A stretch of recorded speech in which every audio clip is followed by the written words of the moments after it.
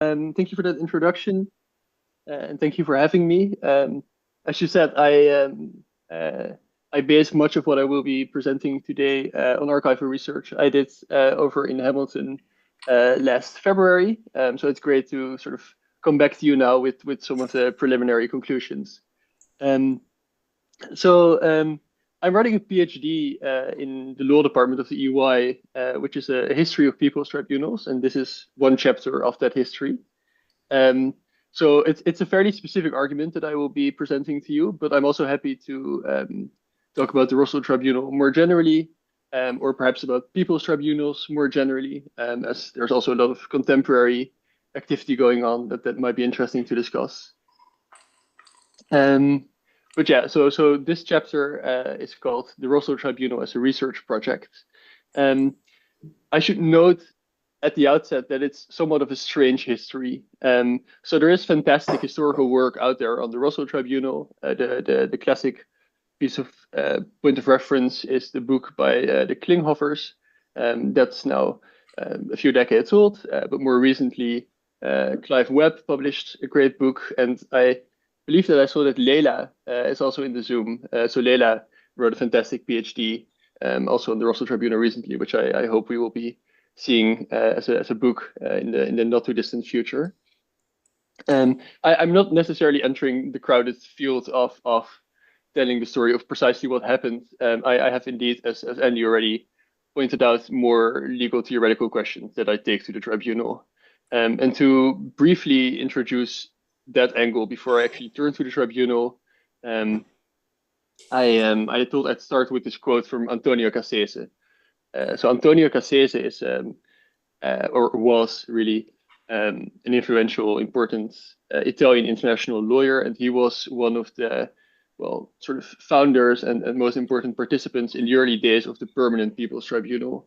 Um, some of you may know of the Permanent People's Tribunal, so it's the institution that's probably most active in sort of the realm of people's tribunals presently, and actually it's a direct sort of offshoot of the Russell Tribunal. For its founder, Lelio Basso, um, was a participant in the Russell Tribunal, and then he sort of really took this idea of people's tribunals forward. Um, so I'm quoting here from a letter that Antonio Cassese wrote to his colleagues, in which he expresses some hesitations, some reservations, really, about the work that they had been doing. And he notes that in this institution in which he finds himself, it seems that two different spirits are alive. So on the one hand, there's the aim to dramatize political issues through the conduct of trials that are merely intended to adopt the views and ideals of the group that organizes this trial. Um, and on the other hand, there's also really the promise to actually run a trial as a trial on its own terms should be run. Um, Essentially, what the tension is a tension between law and politics, right?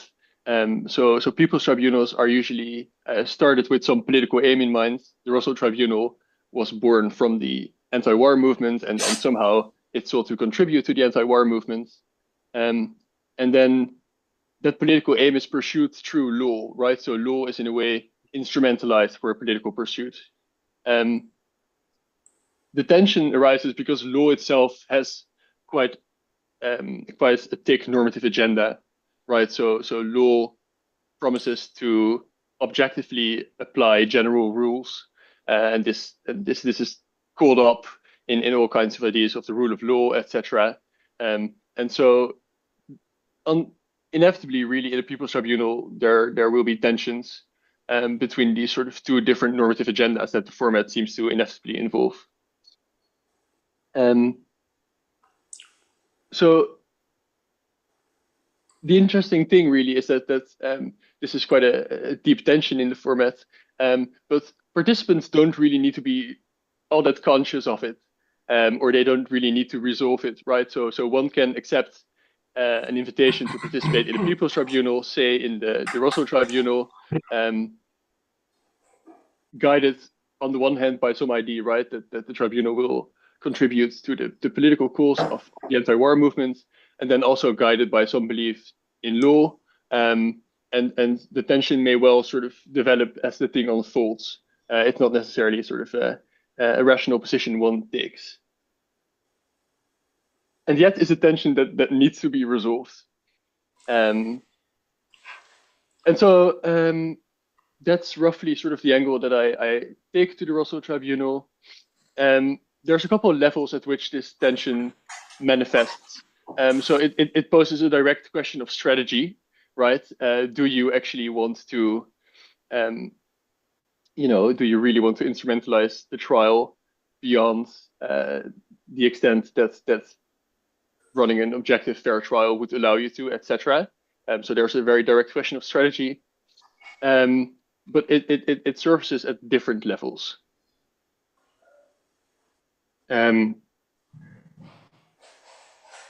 So that being said, let me turn to the Russell Tribunal. So I tried just for the audience that you are to include as many quotes from Russell as I could. So here I have some bits from the autobiography. And in the autobiography, Russell explains that one reason for him establishing the tribunal was that he came to the conclusion that the Vietnam War required a more thorough and formal instigation than he was able to manage on his own. And so this was one reason to turn to the format of a trial, right? The trial is a way in which a large group of people can collaboratively make sense of something, make sense of the Vietnam War in this case. Right? It's through trial, a group can do more than Russell was able to do on his own, reading the newspaper. On the second hand, there was also a sort of political objective, right? Indeed. So the idea was that this knowledge that the tribunal would produce would be able to make an impact on public opinion, would be able to sway the debate about the Vietnam War in the United States and more broadly. Now, these are both sort of instrumentalizations of law. And so the main idea probably in regards to the sort of the more political instrumentalization of the trial, I think was quite nicely put by Jean-Paul Sartre in an essay he wrote, right? And there he explained that, right, the anti-war movement didn't need law, didn't need a trial or legal condemnations in order to understand what was happening in Vietnam, to understand what position to take. But it's the petit bourgeois masses that perhaps could be convinced by legalism. And this is something that's quite interesting to me as a lawyer, right? This idea that telling people that something is illegal has such potential in making them think differently of what to do, of what the world is like. But here I will focus on the different kind of instrumentalization of law. So law as sort of an epistemological tool, the trial as a research project. Now, in a way, looking at the Russell Tribunal as a research project is fairly straightforward. So in the preparatory meeting in London in, I believe, November '66, the members of the tribunal put together a list of 5 questions that they would, that they set out to answer. And in fact, what they did at the end of their work is they came up with answers to all of these questions. So one could say that this is the research project of the Russell Tribunal. And these are legal questions, right? So they are probably inspired by the Nuremberg trials, which was very actively in the minds of participants. And so the first one asks about aggression, right? Is the war the United States is waging, is that an aggressive war? Then the second, third, and fourth question ask about wrongdoing in the war. So is the United States Army committing all kinds of wrongs in the war? Is it using weapons that it's not allowed to use? Is it doing things to prisoners that it isn't allowed to do under international law, etc.? And then finally, there's the question of genocide, right? So that's another heritage from not so much directly Nuremberg, but definitely from the Holocaust, right? And there the question was, is the United States actually committing genocide in Vietnam? Now, probably if you want to explain how this list came about, the most straightforward explanation would be that these are a long list of forceful accusations, right? So that's what the tribunal sought to do in terms of intervening in public debate. They sought to put the war effort in a bad light, and well, they sought to do so through this long list of very serious investigations. Um, but at the same time, there was also a different set of questions alive in the minds of the tribunal's members. So most of the people in the tribunal weren't lawyers, and the lawyers that were on the tribunal were by and large also not your very traditional black letter lawyer, but they were lawyers that were quite into Marxism and all kinds of things that typically um, lawyers, at least in the most stereotypical way, aren't interested in. And so Russell actually at the first meeting of the tribunal, right, where these 5 questions were presented, also asked a different set of questions in his speech. Why is this war being fought in Vietnam? In whose interest is it being waged? So these are non-legal questions, right? They're not questions about the responsibility under international law of the United States. These are questions really of history, of politics, of economics, etc. And Russell was not alone in really being interested in these questions. So here on the left, I hope on your left, things always get mirrored on Zoom.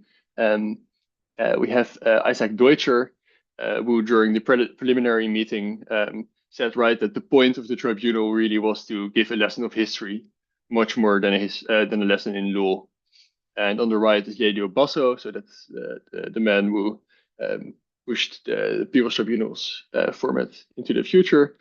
And he noted towards the very end of the tribunal's work that it's impossible to give a mere juridical appraisal. Instead, it is necessary to go further and deeper in order to understand the political mechanisms that can explain these crimes. And essentially what you get then in the Russell Tribunal, if you look at it from sort of the research angle that I'm looking at it, is you get some kind of fusion between more traditional legal tools and extra legal tools, historical and philosophical and economic analyses. And so there were the 5 legal questions, and then the tribunal's participants brought a lot of non-law in their answers to these questions. And what emerges is then some sort of fusion of the two. And so the classical example, or I guess the most straightforward example of that would be Sartre's conclusion to the tribunal's work, right? So Sartre penned sort of the essay that really also to the public summed up what the tribunal in the end concluded. And he concluded that the United States was indeed, as the 5th question asked, committing genocide in Vietnam. But Sartre said it's an imperialist genocide that the United States is committing, right? So it's not just genocide, the quite deeply legal concept. It's not just imperialism that we're looking at. No, it's some combination of the two. And now to lawyers, this is of course very interesting, right? Because it looks a lot like law, but then there's all kinds of other exciting things that have sort of entered into it. And so existing scholarship looks at this and asks a couple of questions. Some say, right, talking about imperialist genocide gets the law wrong. There's no discussion of imperialism in the Genocide Convention. That's a bad application of the law. That's not a very interesting argument, but it's correct. Another line of argument would be to sort of say that the tribunal is foreshadowing a better law. So very often, right, people's tribunals step in where the official systems of international law fall short, right? Otherwise, if international law is doing what you think it should be doing, you don't start a people's tribunal. And then by stepping into this sort of gap in official accountability, you're necessarily really also pointing in some way at a better law. And some lawyers would like to think about what the law should become. I think it's interesting to think of arguments like Sartre's as sort of some kind of legal proposal or a prefiguration of a different law. I ask a slightly different question in my work. So what I try to do is I try to look at how the members of the tribunal and sort of the milieus in which they were operating how um, thoughts of or how analyses of the Vietnam War look like there, and then I ask what happened to these analyses when they were sort of reformulated and perhaps developed further through the format of a trial, through the language of law, right? How could Sartre, how was Sartre forced to speak, sat here, right behind his judge's table, rather than standing behind a lectern where he would usually hold his rally and lectures. Um,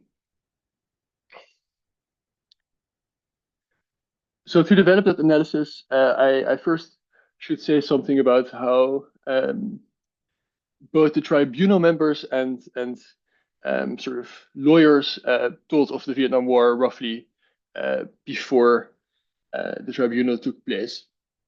So of course that's a somewhat impossible exercise because the tribunal brought together a very diverse bunch of people with very developed and you know peculiar to themselves ideas. But still, there are some fairly deep running similarities. Um, and the first one is that, in a way, to many members of the tribunal, if you read their speeches that they gave or their essays that they penned, um, the Vietnam War really wasn't um, about Vietnam at heart. Um, so this is a quote from War Crimes in Vietnam from Russell. So he wrote, Vietnam will not be understood, no matter how deeply we probe her past, unless we cease to isolate her meaning. It is America that has given Vietnam an international significance, right? And so the idea is that if you want to understand the Vietnam War, you have to mostly look at the United States. And perhaps, right, if you want to understand the Vietnam War, you really have to think about the Cold War. You have to think about capitalism and imperialism and neocolonialism and larger historical developments. Um, what this also meant was that in a way, there wasn't terribly much attention in the analyses of tribunal members for sort of the concrete suffering and things happening on the ground in Vietnam. So this is a reflection from Richard Falk, who sort of hung around the tribunal and later became quite important in the world of people's tribunals. And he wrote, the political left at the time kept its critique abstractly political without much show of empathy for the mass suffering endured by the Vietnamese people. Um, now, I'm not sure if it's really like a lack of empathy. I'm not sure if that's the most important point. Um, but I think it is quite remarkable how, um, if you read Russell's analyses, for instance, on of the war, there's quite some discussion of just the sheer horror of the war, but it almost always serves to sort of illustrate some broader point. Um, and so in his autobiography, he sort of describes his learning process as such. So I learned not only of barbaric practices, but I also learned of the most cynical and ruthless suppression of a small nation's desire for independence. And so there was sort of this strong movement from looking at the war from up close to coming to more general conclusions about the war, right? So the discourse took place on the general level of, what does the war mean? How does it fit into history? And then interest in what more concretely was going on in Vietnam was quite quickly taken back to that more general level. The final remarkable point is that the debate really wasn't all that juridified, so to say. So if you tune into debates about what's going on in the world nowadays, you will run into the terms genocide, human rights, and aggression quite constantly, right? So these are really sort of among the most important political frames that we have. And that was much less the case at the time of the Vietnam War. So there was less legal language going around, but also the legal language that was going around was employed with much less deference to legal expertise, right? So if you read nowadays about genocide or human rights, people will be quite careful to try to use those words as lawyers are using them, right? And they will defer to courts in their use of those words. Not strictly, but that's a general pattern. Russell, for instance, was quite comfortable using legal language quite loosely on his own terms. So I find this quite a lovely example from an archival source. Right, it is customary to speak of aggression in terms of the violation of national frontiers. That would be how lawyers very roughly think of aggression. But instead, Russell suggests the world market is a major form of aggression. 10 million people suffering from famine in India experience a form of aggression, etc. So legal language wasn't used that much, and especially it wasn't used in the way that lawyers would tend to use it in public debates. That is not to say that there were not lawyers having serious legal debates about the Vietnam War. And so these discussions were, as I sort of already said, took place in the shadows, right? They weren't really, they didn't get all that much public attention. But the tribunal would, of course, show interest in these debates, right? Because they had to engage in a fairly similar exercise. And again, a very rough generalization of these debates would be that they, much like actually the non-legal debates, were concerned with the war as such. So it was, as lawyers would put it, a discussion of the use of bellum, right? The legal question was, does the United States have anything to do in Vietnam? And so these discussions turned around the Geneva Agreements, the UN Charter, etc. They were not so much discussions of the legality of wrongdoing in war, right? So very similar pattern to the more non-legal side of the debates. And so as an English lawyer, John Platt Mills, sort of summed up the legal debate to Russell. He consulted him. You probably know that American lawyers have worked on the question of the illegality of American intervention, and so have French and English lawyers. These documents are studies of the legal position, quite apart from the atrocities and tortures and brutalities. So legally, this was also kept quite separately. The legal debate shifted over time. So after the tribunal rounded up its work, right, slowly more and more reporting came out on the atrocities taking place in Vietnam.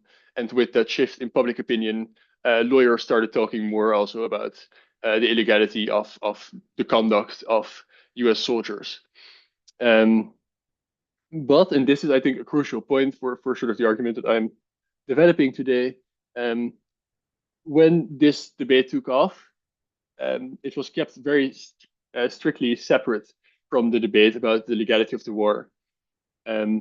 So where Russell and other tribunal participants in their non-legal analyses were able to sort of go back and forth between looking at the war's wrongness or the war's significance in the abstract and then looking at what was going on in the war concretely, there's this sort of back and forth movement. This is something that law doesn't allow for, right? So this didn't happen in these debates, and that's in a way correct, because legally speaking, no implications follow from the finding that that a war as such is illegal, to the question of how to think of the legality of conduct in the war and vice versa, right? So you cannot conclude that a war is illegal by looking at how it's being fought. That's an important point for lawyers, but it's a remarkable difference. Okay, so that's background. That's sort of where the parties were at before they actually started running the tribunal. Now I want to discuss how the tribunal sort of sought to actually epistemically use the format of a trial in order to study the war as they wanted to. And much like I already alluded to, there was quite a lot of agreement within the tribunal that they had to look beyond war crimes. Right, so this is from an article that Vladimir Dejier and Sartre wrote actually a bit after the tribunal, but the point is repeated quite frequently. right? We think it would be important for such hearings like the Russell Tribunal to go beyond the acts committed during the war to the act of making war itself, to the act of aggression, to go beyond individual atrocities to the atrocity of aggressive war as such, right? So there was sort of quite a strong push to we should talk about the war as such, not about indeed what was going on in it, or at least we should discuss what's going in it in the light of the larger war. And more concretely, Günther Anders, during the preparatory meeting, put the point, very similar point as such, right? We shouldn't concentrate on dum-dum or on those weapons which are not allowed according to international law. No, we should discuss the criminality of this war as such. So really the objective, epistemologically speaking, was to continue having the kind of conversation that they were having before the tribunal, right? I mean, they didn't want to sort of, I mean, they wanted to talk law on their terms, right? They wanted to make law as closely as possible, sort of capture the kind of debates that they were already having. And the plan for doing so was to focus on aggression. So again, this is Nuremberg heritage. So at the Nuremberg trials, aggression was heralded as the supreme crime, the supreme international crime. And the idea was that aggression lays behind all of war's more concrete horrors, right? If but for the initiation of an aggressive war, all the horrors that war brings wouldn't be there. And thus, aggression has causal primacy above other international crimes, and therefore it should also have some kind of normative primacy. And the general idea was that, right, this quite closely matched the kinds of structural analysis focused on the root causes of the conflict that the tribunal sought to develop. And so the idea was that the investigation should focus on the crime of aggression. Not only did this match quite nicely with the sort of structural angle that the tribunal members already had, it also imposed a lot of clarity on the war, right? So one thing that the tribunal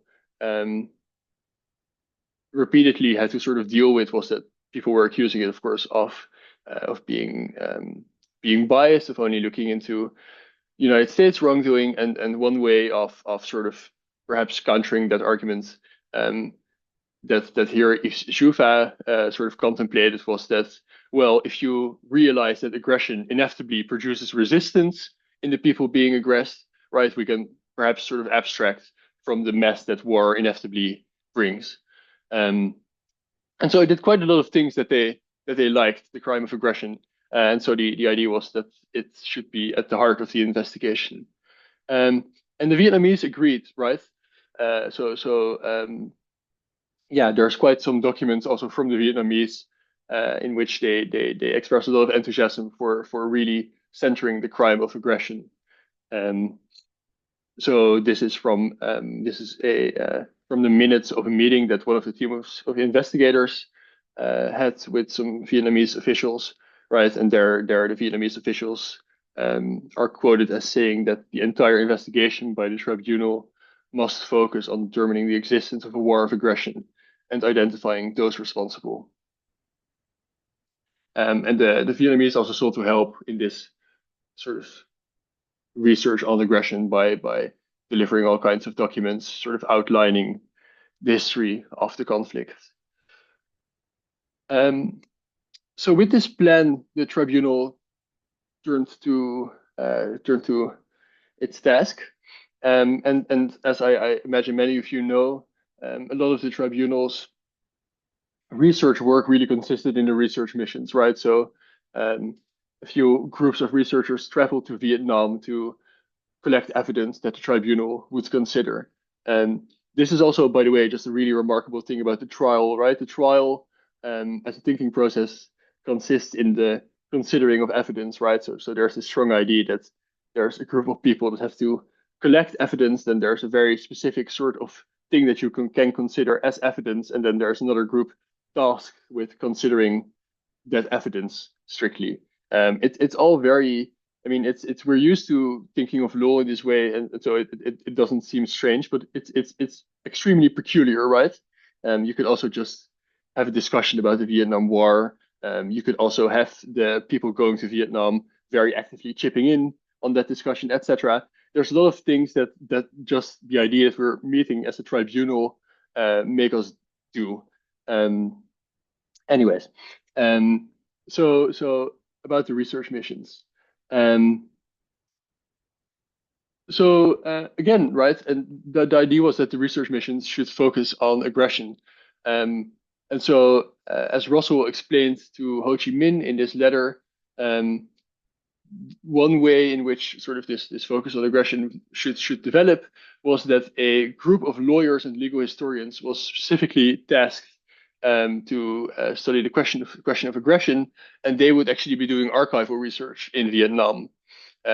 So rather than the other groups of researchers which sort of traveled around Vietnam and neighboring countries and looked at all the things that the war was doing, this group would dive into the archives and from there try to make sense of how the conflict came about.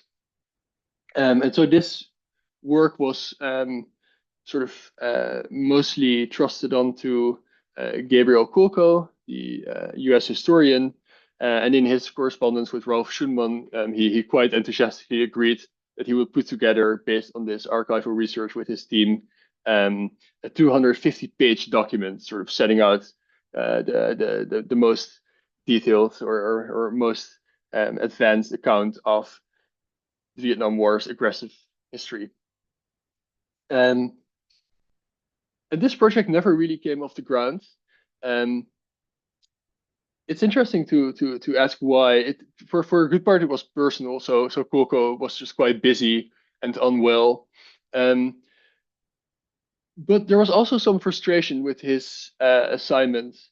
So a few months later, after the very enthusiastic correspondence of traveling to Vietnam and putting together this great historical analysis, Coco explains to Schumann that he isn't going to Vietnam, again, for a good part, for personal reasons.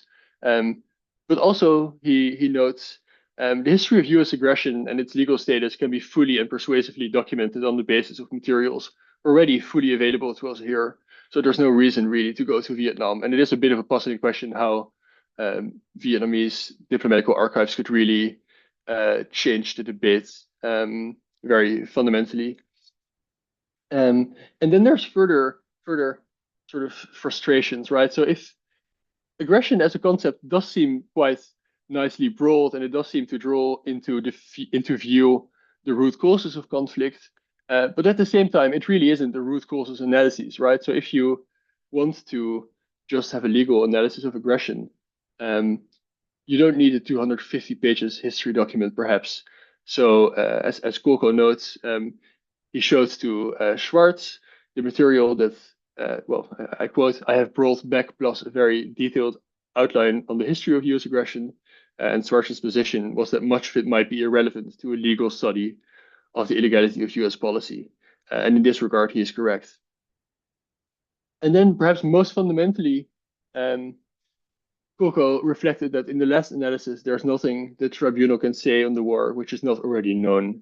All of the world knows the US is using chemical and biological warfare, committing war crimes, is violating international law, and is the cause of the problem. And I think this is it's a good point because it's not so easy to really say something new, right? I mean, there's already historians studying the history of the Vietnam War, and it's not an easy homework assignment to come up with a more advanced account of what the war fundamentally is about. That's pretty difficult. And the discussion about aggression kept not really advancing. So at the trial, Kolko testified. He presented his 77-page report that he ended up writing. And some other historians did too, Jean Chesneau and Fournier, those are two French historians, and they were questioned by the tribunal. And so some interesting questions were raised in that debate, right? So Deutscher asked whether perhaps the US fundamentally blundered by entering the Vietnam War, whether it, right, sort of didn't quite oversee what it was doing. And then Kolko said, well, no, the US has some pretty sophisticated intelligence agencies. They had a pretty good idea of what they were trying to do, at least. Um, and then there was some debate with I think Dave Dellinger, or I'm not entirely sure, who sort of raised this question of, so is it fundamentally about the domino theory, right? Is it sort of containing communism, or is it more about protecting economic interests, right? What is really the fundamental motivation for the US to be in Vietnam? And there, there was also questions were raised, but they weren't really developed. And that discussion about aggression, about the root causes of the war, was concluded and summed up by Isaac Deutscher during the trial. As such, if this evidence and cross-examination has shown anything, it has shown that our clarity of thinking about the motives of American policy in Vietnam could be greater. So the tribunal concluded that the war was aggressive, right? But speaking epistemologically, this idea of really bringing the analysis forward, it wasn't the greatest success. It proves on various counts quite difficult to study aggression, to talk about aggression, and to keep the attention on aggression. On the other hand, it proves very difficult to keep the attention away, in a way, from atrocity, right? So the other research missions, they came back with long reports, endless reports, really, just describing the individual horrors of the Vietnam War, interviews with victims, medical descriptions of wounded individuals, just lists of the amounts of tonnage of bombing that had been dropped on different villages. And it's really a fantastically vast archive of horrors of the war. And in a way, this came to be the centerpiece of the discussion, right? So um, the tribunal sort of had to think from this archive that was presented to it. And it's also an interesting difference, right, between individual horrors and aggression, right? Because whereas it's hard to say something new about aggression, you can just keep on compiling documents about all the individual horrors of a war, right? So there's something. It's quite hard to develop the one, and it's quite hard to contain the other. Um, and in a way, right, the question is, what could the tribunal learn um, from this vast archive of horrors? And Coco already alluded to a similar sentiment, um, but here this is Noam Chomsky, who in his forewords to one of the collected volumes of the tribunal's work, notes that, right, the indictment is in a sense superfluous and redundant. Um, Chomsky notes that the Pentagon had publicly admitted to dropping about 500 pounds of bombs for every man, woman, and child on North Vietnam. And just looking at that number, one can already come to the conclusion that the war on the ground is atrocious, right? There's no way that that amount of tonnage is used in some kind of pinpoint uh, targeted attack on North Vietnam. So what can really be learned from going to Vietnam and actually seeing all of that horror? Um, and in a way, that's of course not the question, right? So politically, it was very useful, just the putting together of this vast archive, um, right? So one of the promises of law is, of course, to bring objective evidence to people, right? It's sort of or well, how to say it, right? It's all about objectivity, and it shouldn't be disputable what a legal trial produces, and the tribunal, in sort of quite dispassionately gathering pictures and descriptions of all these horrors and bringing them to the press, actually probably was sort of politically at its most successful, right? Um,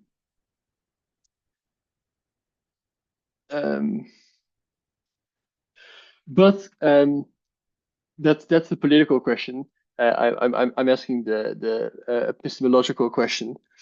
And so that question is, right. So what did it do for the thinking process of the tribunal to, in the end, really be so concerned with this extremely long list of atrocity? Um, and so in the end, sort of the grand takeaway of the tribunal's work was penned by Sartre, right? That the war was genocidal. This was sort of the take-home message to the public of the tribunal's work. Um, and so I think what essentially ended up happening is that the tribunal looked so much at individual instances of Vietnamese people being subjected uh, to the horrors of war, that at some point they sort of started to look at that consequence and sort of started to hypothesize that that was the intended effect, right? So the war is about killing Vietnamese people because they're looking at at dead Vietnamese people, and then at some point they started seeing crosshairs through the frame that they were looking through. And so it's quite nicely captured, I think, by the cover of the English version of a book version of Sartre's speech. Right, this is in the end the image that they saw, that the war was genocidal. Um, right, and that's sort of the image that they came through by just letting facts speak for themselves.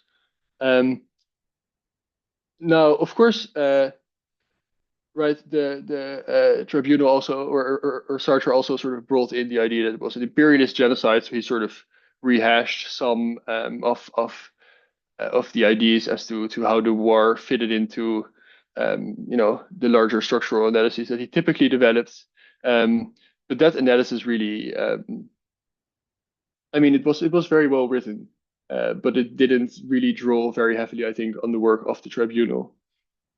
And the take-home message for the wider public, right, which was the end of the exercise, or sort of the objective of the exercise, was that the war was genocidal, not that it was aggressive, right? That latter conclusion, which was supposed to be the main takeaway, somehow got sort of largely lost in the public communication. Um, Yeah, and then I found this quote, which I think quite nicely captures the theoretical argument that I'm trying to make. So this is from Raul Valdez Vivo, who testified to the tribunal, um, and he said, so he had been to Vietnam, and he said the tragedy is greater than any testimony reported by me and all the other witnesses armed with our photo and movie cameras, tape recorders, and maps. More than ever before, the blood with which history is written obscures theory, right? And there's something about looking at so much blood that makes it hard to think theoretically. And more specifically, my argument here, or what I'm gesturing at, is that there is something about how law um, shapes the production of knowledge that makes it very hard to think theoretically. And maybe to just very briefly say something about that. So there's quite a large body of legal scholarship that makes this point, right? That sort of the way that law is making us think about world politics is very much about blaming individual people, right? And it's very hard to talk history and to talk structure in the language of law.